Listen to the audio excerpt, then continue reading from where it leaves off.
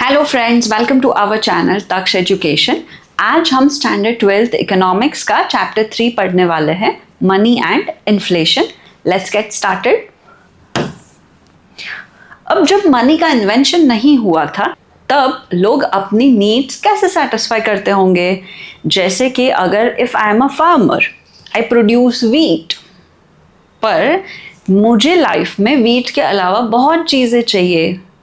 चप्पल चाहिए, घर बनाना पड़ेगा, है ना, उसके अलावा क्लोथ्स चाहिए। तो एक बंदा अपनी नीड्स कैसे सेटिस्फाई करता था? सो इन अर्लियर टाइम्स जब मनी का इन्वेंशन नहीं हुआ था तब लोग बार्टर सिस्टम से अपनी ज़रूरतें कंप्लीट करते थे। कैसे? What is barter system? So barter system is a system of exchange where goods or services are directly exchanged for other goods or services without using a common medium of exchange such as money. क्या है ये?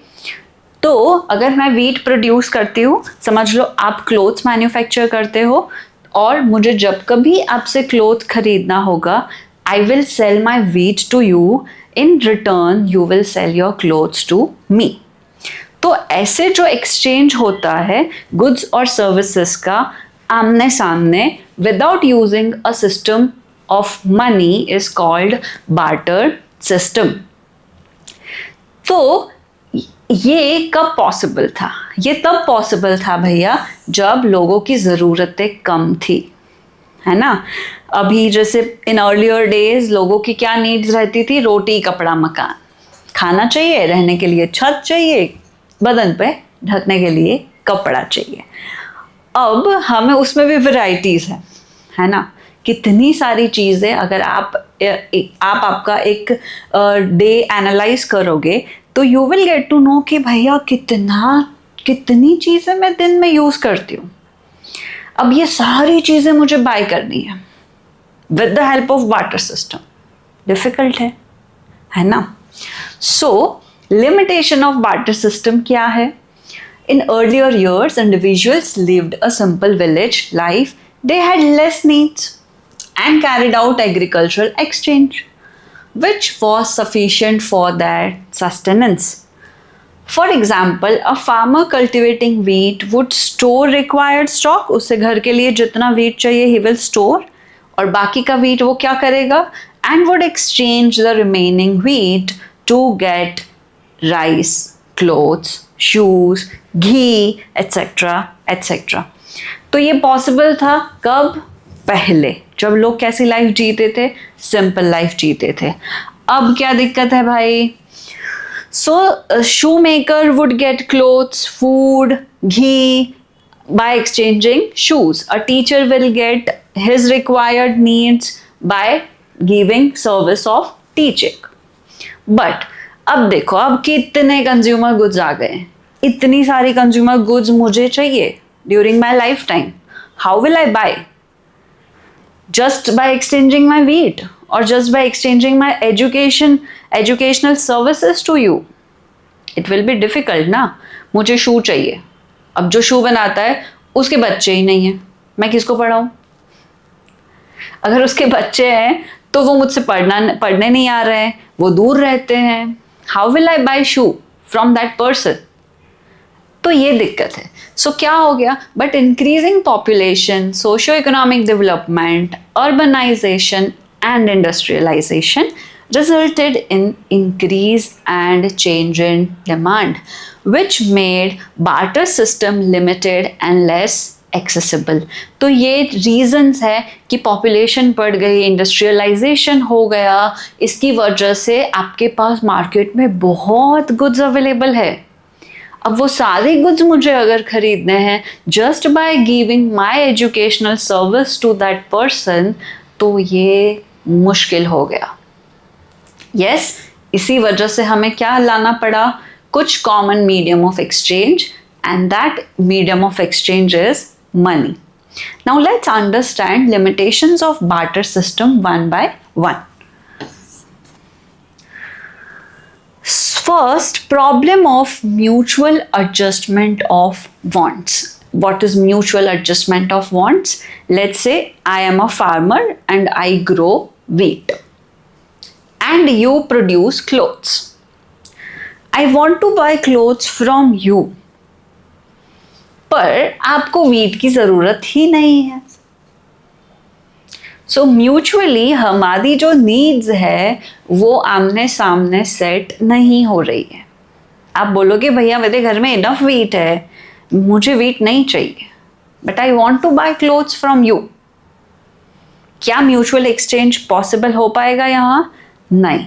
तो first problem of barter system is mutual adjustment of wants. So with socio-economic development, the needs of human being increased, and so the economic structure become complicated. Now those who had rice to exchange for wheat did not need wheat, but clothes under a barter system. जिसके पास rice है और सामने वाला wheat दे रहा है, वो बोलेगा मेरे को वीट नहीं चाहिए, मुझे तो क्लोथ्स चाहिए. तो यहाँ पे म्यूचुअल एडजस्टमेंट ऑफ वांट्स नहीं हो रहा है, इसकी वजह से बार्टर सिस्टम आगे नहीं बढ़ पाएगा. Thus there was a difficulty in establishing a need for each other's goods or service to make the barter possible. Clear है? First problem क्या है भाई? First problem is mutual adjustment of wants. Second limitation of barter system is difficulty in storing value. Value का मतलब क्या है? Exchange value. अब being a farmer I know कि मुझे पूरे साल में कुछ भी खरीदना होगा, मुझे एक्सचेंज में कुछ देना पड़ेगा. मनी तो है नहीं, सो मुझे क्या देना है? वीट देना है. और पूरे साल के लिए मुझे मेरा वीट क्या करना पड़ेगा? स्टोर करना पड़ेगा. ये दिक्कत है. अगर ड्यूरिंग द ईयर वो खराब हो गया तो प्रॉब्लम है. इतने सारे वीट के स्टॉक को कहीं पे स्टोर करने के लिए मेरे पास प्रॉपर सिस्टम होना चाहिए. तो ये सब की वजह से जो मेरा मेंटेनेंस कॉस्ट है वो बढ़ जाता है, और बहुत बार स्टोर की हुई चीज़ क्या हो जाती है? खराब हो जाती है. So second problem is difficulty in storing value. Here value means exchange value. There was an increasing problem in storing value. A farmer may exchange wheat for pair of shoes or clothes to satisfy his present need. जब कभी wheat harvest किया तब वो अपनी सारी ज़रूरत की चीज़ें खरीद लेगा. But for the future needs, he had to store the surplus wheat.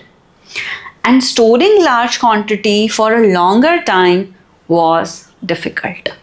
So second problem of barter system is difficulty in storing value. Yes, and the third problem is problem of measurement of value. भैया दिक्कत है. What is measurement of value? Let's say I sell wheat, you sell clothes. अब तुम्हें दिन में 50 customer आएंगे तुम्हारा cloth खरीदने, और सामने 50 अलग अलग चीज़ें बेचने आएंगे. जैसे मैं आई, वीट के सामने मुझे क्लोथ खरीदना है, कोई और आया घी के सामने उसे क्लोथ खरीदना है, कोई और आया उसे लेट्स से शू के सामने आपके पास से क्लोथ खरीदना है. तो हर एक चीज़ के सामने आप कितना क्लोथ दोगे उसका आपको लिस्ट बनाना पड़ेगा, है ना?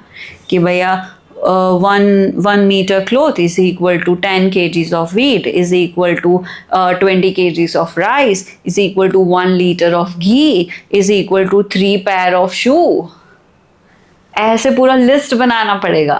Yes, that is the problem. और उसे ही बोला जाता है problem of measurement of value. आपके गुड्स की क्या वैल्यू है? आप बोलोगे मैम 100 रुपीज़. अरे पर रुपी नहीं है. तो रुपी की एब्सेंस में हर एक चीज़ की जो वैल्यू फिक्स करने की थी वो प्रॉब्लम था. So with the industrialisation the issue of measuring the value of goods and services emerged. Exchanging wheat for rice was simpler, but now large number of goods become available for exchange against wheat. So it became difficult to determine and maintain the exchange value of wheat against so many products. इतनी सारी products के सामने कितना wheat, उसके सामने कितना rice, उसके सामने कितना घी, ये पूरा लिस्ट बनाना पड़ेगा. और वो ही प्रॉब्लम था, problem of measurement of value. For example, मैं क्या सेल करती हूँ? वीट. तो मैंने तो बोल दिया भाई 20 kgs of wheat is equal to 10 metre of clothes. अगर आप राइस बेचते हो 40 kgs ऑफ राइस. अगर आपको 20 kg वीट चाहिए, मुझे 40 kg राइस दे दो. अगर आप कपड़ा बेचते हो 10 मीटर कपड़ा दे दो. अगर आप घी बेचते हो 1 kg घी दे दो. पर इतनी चीज़ें नहीं है, और बहुत सारी चीज़ें. ये लिस्ट आपको रखना पड़ेगा. और मैंने तो लिस्ट बना दिया, अब ये घी वाले बंदे को अपना लिस्ट बनाना पड़ेगा. क्या लिस्ट बनाएगा वो?